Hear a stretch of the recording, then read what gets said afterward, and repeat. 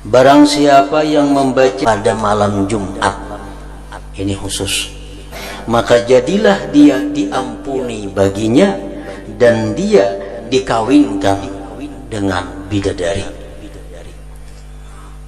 Apabila kita membacanya malam Jumat, maghfuranlah, diampuni Allah dosa-dosa kita, dan kita akan dikawinkan dengan huril ain atau bidadari.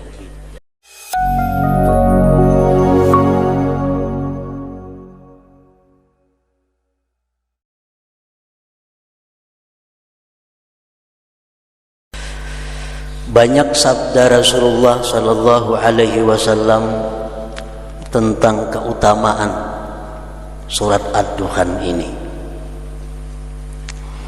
Di antaranya sabda beliau yang berbunyi, "Man qara'a hamim ad-dukhan fi lailatin asbaha yastaghfiru lahu sab'una alfa malak." Akhrajahu Tirmidzi. Barang siapa yang membaca hamim ad-dukhan, siapa yang membaca surat Ad-Dukhan pada malam hari, maka memintakan ampun bagi dia 70.000 malaikat. Ini hadis dikeluarkan oleh Imam At-Tirmidzi. Satu kali kita membaca surat Ad-Dukhan di malam hari, maka 70.000 malaikat yang memintakan ampun kepada Allah terhadap dosa-dosa kita. Inilah satu di antara sekian fadilat kelebihan surat Ad-Dukhan ini. 70.000 malaikat. Kalau seikung malaikat itu sekali aja 70.000 kali.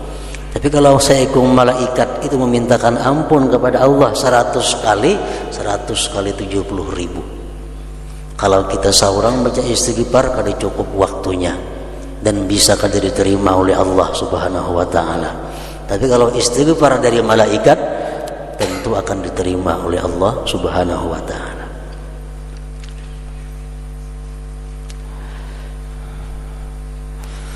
Dan lagi sabda Rasulullah sallallahu alaihi wasallam tentang surat Ad-Dukhan, "Man qara'a ad-dukhan fi lailatil jumu'ah asbaha maghfuran lah wa zuwija minal huril ain." Akhrajahu Darimi. Barang siapa yang membaca surat Ad-Dukhan pada malam Jumat, ini khusus. Kalau yang tadi yang dimintakan ampun oleh 70.000 malaikat itu tiap-tiap malam. Tapi kalau untuk malam Jumat kita membaca surat Ad-Dukhan, maka jadilah dia diampuni baginya dan dia dikawinkan dengan bidadari. Apabila kita membacanya malam Jumat, maghfuranlah, diampuni Allah dosa-dosa kita, dan kita akan dikawinkan dengan huril ain atau bidadari. Para muhibbin rahimakumullah, al-huril ain artinya bidadari itu adalah satu makhluk Allah yang sangat Allah banggakan dan sangat Allah agungkan. Di dalam Al-Quran pun disebutkan tentang bidadari, al-huril ain. Dan bidadari itu hanya adanya di surga. Bidadari makhluk yang diagungkan oleh Allah, kita pun wajib mengagungkannya. Setiap makhluk yang dipuji oleh Allah, kita mesti memujinya. Setiap makhluk yang dibanggakan oleh Allah, kita mesti membanggakannya. Agar jangan sampai kita memperinting sesuatu yang diagungkan oleh Allah, maka itu membawa kepada satu dosa, bahkan kepada sesuatu kekafiran. Para muhibbin rahimakumullah, sahabat Rasulullah sallallahu alaihi wasallam pernah bertanya kepada Rasulullah, "Min ayyi syai'in khuliqna?" Wahai Rasulullah, bidadari itu terbuat dari apa? Karena sangat banyak janji-janji Allah maupun dari Rasulullah tentang bidadari. Siapa yang membuang sampah di masjid dapat bidadari. Siapa-siapa yang melakukan amar ma'ruf nahi munkar akan dikawinkan dengan bidadari. Siapa-siapa yang tahajud di malam hari akan diberikan nanti dengan bidadari. Banyak sekali tentang bidadari. Sehingga sahabat menanya kepada Rasulullah, terbuat dari apa gerangan itu bidadari? Para muhibbin rahimakumullah, Rasulullah SAW menjawab yang artinya bahwa bidadari itu adalah sesuatu makhluk Allah yang terbuat dari misik kesturi, minyak harum yang sangat mahal harganya kalau ada. Ditambah lagi dengan campuran ambar, minyak harum ambar. Ditambah lagi dengan kafur dan dipenuhi dengan nur cahaya. Itulah makhluk yang namanya bidadari. Dan apa kehebatan bidadari itu? Dalam beberapa hadis disebutkan bahwa andai kata satu gelang daripada gelang bidadari itu dinampakkan ke dalam dunia, niscaya redup cahaya matahari dan bulan, hanya sebuting galangnya ditampakkan. Nah, makanya dunia ini kada cukup untuk menampung galang bidadari, apalagi bidadarinya. Maka sayakung bidadari mungkin ribuan buting berisi galang. Sebuting aja galangnya dikeluarkan ke dunia, matahari, bulan, bintang, pajahan semua.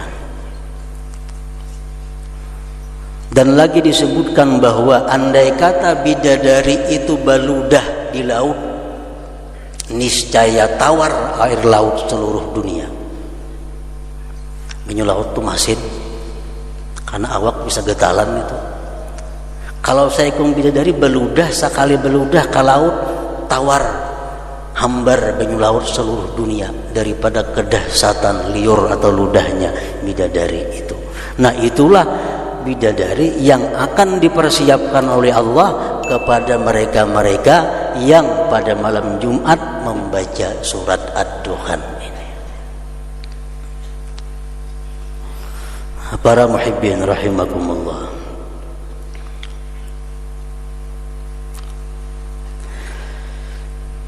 surat Ad-Dukhan, Ad-Dukhan itu artinya asap atau kukus.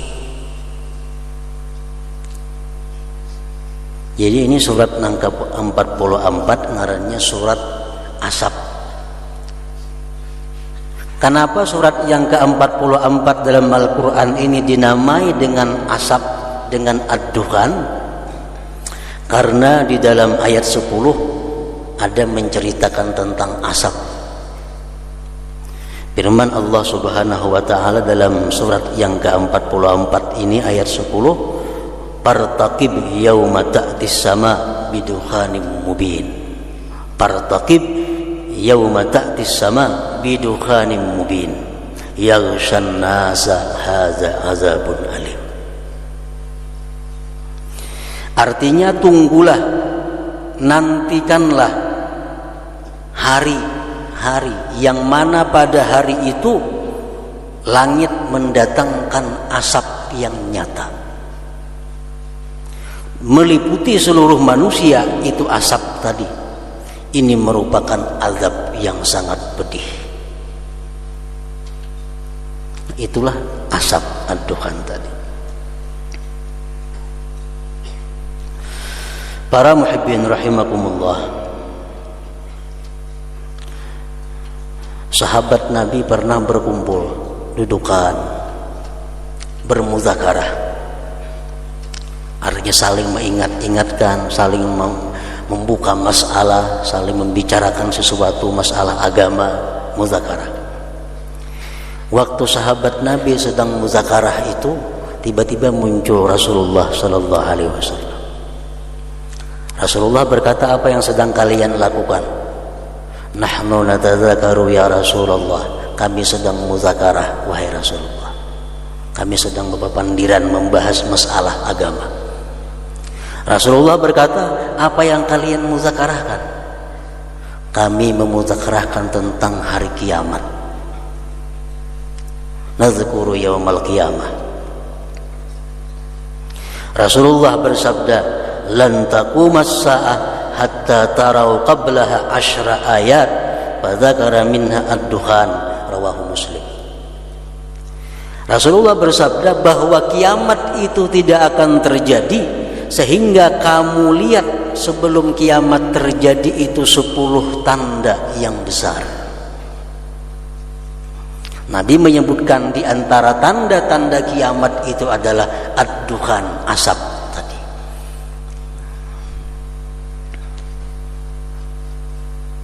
Asap, turunnya Dajjal, turunnya Nabi Isa Al-Masih, sampai seterusnya 10. Salah seorang sahabat Nabi yang bernama Hudzaifah radhiyallahu anhu berkata, ya Rasulullah, wa mad-dukhan, apa itu yang dimaksud dengan asap yang menjelang hari kiamat itu? Fatala Rasulullah sallallahu alaihi wasallam al-ayat. Rasulullah membaca ayat tadi, fartaqib yauma ta'tis sama bidukhanin mubin. Wa qala, dan beliau bersabda, dukhanu yamla'u bainal masyriq wal maghribi yamkuthu 40 yawman wa lailah. Itu asap turun dari langit memenuhi timur dan barat seluruh dunia artinya. Dan asap itu bertahan 40 hari, 40 malam. Ammal mu'min fayusibuhu kahayatiz zakmah wa ammal kafir fahuwa kasakrani yakhruju min manharaihi wa udhunaihi wa duburi, rawahu sahibul kasyaf. Orang-orang yang beriman dapatnya asap tadi salisma, peluk asap banyak, otomatis salismaan. Itu orang-orang yang beriman. Sedangkan orang-orang yang kafir dapatnya asap tadi kasakran, seperti orang yang mabuk tiler. Keluar asap dalam diri orang kafir dari mulutnya, dari 2 lubang hidungnya, dari 2 telinganya dan duburnya. Itulah yang dimaksud Allah dengan hadza azabun alim. Itulah azab yang pedih bagi orang-orang yang kafir tadi. Nah, para muhibbin rahimakumullah, itulah yang dimaksud yang berkaitan dengan surat Ad-Dukhan ini. Jadi salah satu tanda hari kiamat itu akan terjadi, yang pertama dahulu timbul asap seluruh dunia. Lain lokal asapnya, menokal tuh hutan terbakar. Ini dari ujung-ujung dunia semuaan berasap.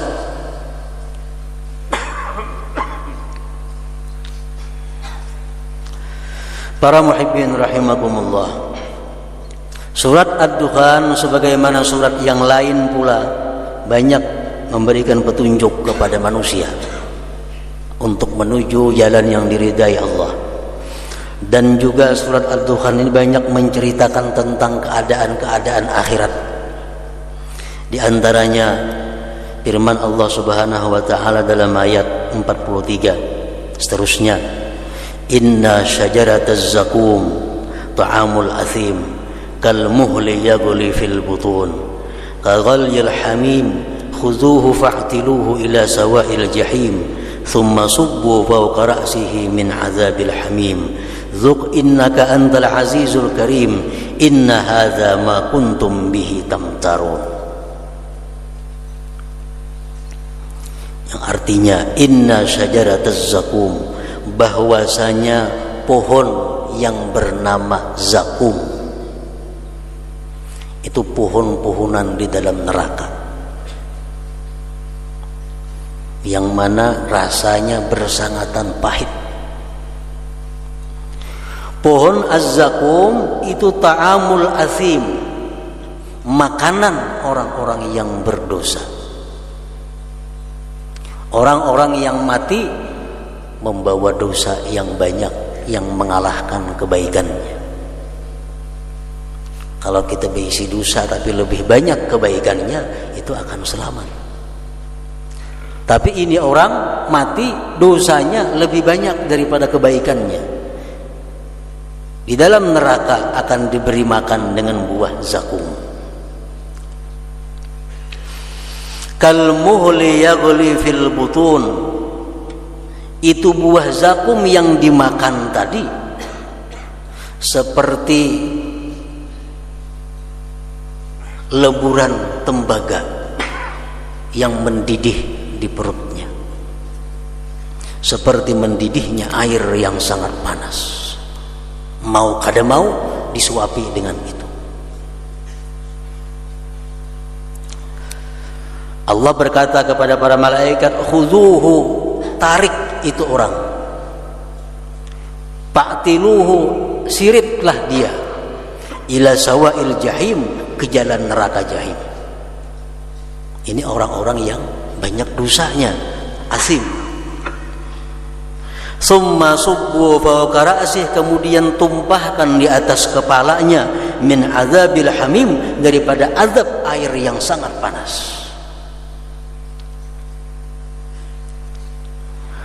Allah berkata, "Zuq, rasakan olehmu. Innaka antal aziz, engkau orang yang merasa mulia dalam dunia. Al-Karim, engkau yang merasa aziz, yang gagah perkasa dalam dunia. Al-Karim, yang merasa mulia. Sekarang rasakanlah azab. Inna hadza ma kuntum bihi tamtarun, inilah yang dahulu kamu ragu-ragu di dalam dunia, sekarang menjadi kenyataan." Para muhibbin rahimakumullah, itu risikonya orang yang matinya lebih banyak membawa dosa. Akan disirit, ditumpahi air panas, diberi makan dengan buah zakum, dalam perutnya mendidih seperti leburan tembaga. Ayat-ayat yang seperti ini pasti akan menimbulkan takut di dalam hati orang-orang yang beriman. Amun orang kada beriman 10 kali nangka ini kada ada urusan dia. Tapi kalau kita beriman kepada Allah, mendengar ayat ini, mendengar tentang firman Allah yang menyatakan demikian pedihnya siksa orang-orang yang berdosa, pasti akan takut dalam hati kita. Dan takut kepada Allah merupakan satu kewajiban bagi kita.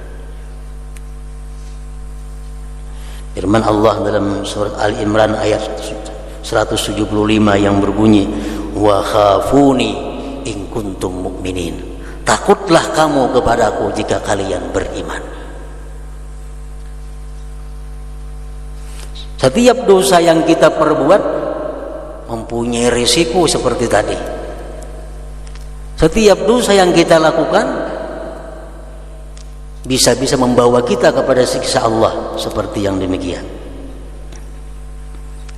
Nah, orang-orang yang beriman pasti akan takut dan berlindung kepada Allah bila mana mendengar tentang cerita Allah, masalah neraka dan siksa-siksanya.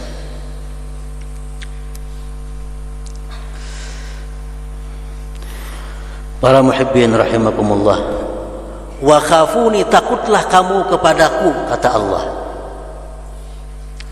Takut kepada Allah itu artinya banyak. Bisa termasuk di situ takut dengan siksa Allah. Ada orang yang takutnya mati dalam keadaan tidak membawa iman atau su'ul khatimah, termasuk takut kepada Allah. Ada orang yang takut kalau amal ibadahnya tidak diterima oleh Allah, itu pun takut kepada Allah. Bagi orang-orang yang belum ma'rifat kepada Allah, cukup takut seperti itu. Takut kepada siksa Allah, takut kalau mati su'ul khatimah, takut kalau amal ibadah ditolak, tidak diterima oleh Allah Subhanahu wa ta'ala.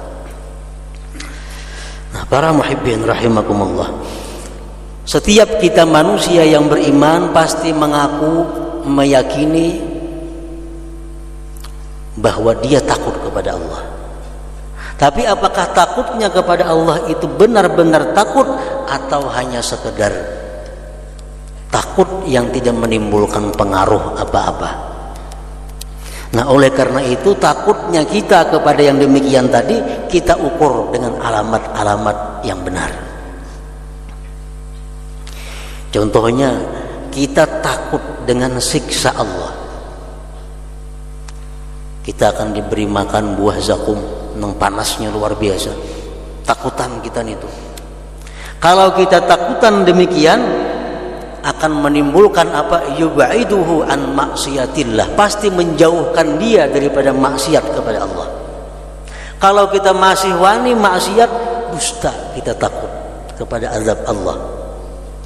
Kalau kita wani masih berbuat dosa, dusta kita takut kepada siksa Allah. Bila mana takutnya kita kepada neraka, siksa Allah dapat mencegah kita daripada maksiat, nah itu benar-benar takut nang diakui diterima oleh Allah Subhanahu wa ta'ala. Takut tidak diterima amal ibadah. Takutan kalau sembahyangku kada diterima Allah, takutan kalau puasaku kada diterima. Ini takut yang baik. Tapi apakah benar kita takut seperti itu? Kalaunya bujur, tandanya pertama wara, yang kedua ikhlas. Kalau kita takut amal kada diterima Allah, tapi masih memakan nang haram, usaha masih usaha dengan modal yang haram, berjual beli dengan orang nang kada tahu halal haramnya, takut kada diterima amal, berarti kita kada bujur. Karena bagaimanapun kita beribadah kepada Allah sampai hancur awak kita, Allah kada akan menerima kecuali dengan wara. Nah, kalau kita bujur-bujur takutan amal ibadah kita kada diterima Allah, makan kita hati-hati, pakaian yang kita pakai hati-hati. Karena sekian persen pakaian ini ada duit nang haram, Allah kada akan menerima ibadah kita memakai pakaian itu. Takut kepada Allah, amal ditolak, mesti wara. Yang kedua ikhlas. Orang yang takut ibadahnya ditolak Allah, ikhlas. Karena Allah tidak akan menerima bila mana ibadah kita itu riya atau bukan karena Allah Subhanahu wa ta'ala. Nah, yang ketiga, kita takut mati su'ul khatimah. Takut mati jahat. Kalau bujur-bujur kita takut mati itu su'ul khatimah, yang pertama kita mesti menjauhkan bid'ah dalam diri kita. Karena bid'ah ini salah satu penyebab utama seseorang itu su'ul khatimah. Perilaku atau i'tikad yang bid'ah itu merupakan sebab yang paling besar mengantarkan seseorang kepada su'ul khatimah. I'tikad bid'ah contohnya, kita mengiktikadkan sesuatu yang tidak diiktikadkan oleh Rasulullah sallallahu alaihi wasallam dan para sahabatnya. Ini i'tikad bid'ah. Kita membenci orang-orang yang dicinta oleh Rasulullah, berarti kita beriktikad bid'ah. Kita membenci, menghina orang-orang yang dicintai dan diagungkan oleh Rasulullah, kita beriktikad bid'ah. Atau kita mencintai orang-orang yang dimurkai oleh Rasulullah, beriktikad bid'ah. Nah, bila mana kita ini ada i'tikad bid'ah dalam hati kita, itu sangat kemungkinan kita akan mati su'ul khatimah. Jadi jangan sembarang kita membenci orang, berusia atau bisa-bisa orang itu kekasihnya Rasulullah, maka kita akan mengiktikadkan sesuatu yang bid'ah. Nah, salah satunya bid'ah dalam i'tikad. Banyak lagi bid'ah dalam bidang-bidang yang lainnya. Cuma yang paling utama adalah bid'ah dalam i'tikad ini. Yang paling besar jalan membawa kepada su'ul khatimah. Yang kedua, penyebabnya seseorang itu su'ul khatimah, da'ful iman, lemah iman. Kalau dia takut mati su'ul khatimah, dia mesti memperkuat imannya. Memperkuat iman dengan apa? Dengan ilmu dan amal. Ketujuh, menuntut ilmu itu memperkuat iman. Ketujuh, mendalami makna-makna Al-Quran itu memperkuat iman. Karena dalam waktu sakaratul maut itu iman kita benar-benar diuji. Kalau lemah iman, kita akan tersungkur su'ul khatimah. Nah, bila kita takutan dengan su'ul khatimah ini, kita mesti memperkuat iman.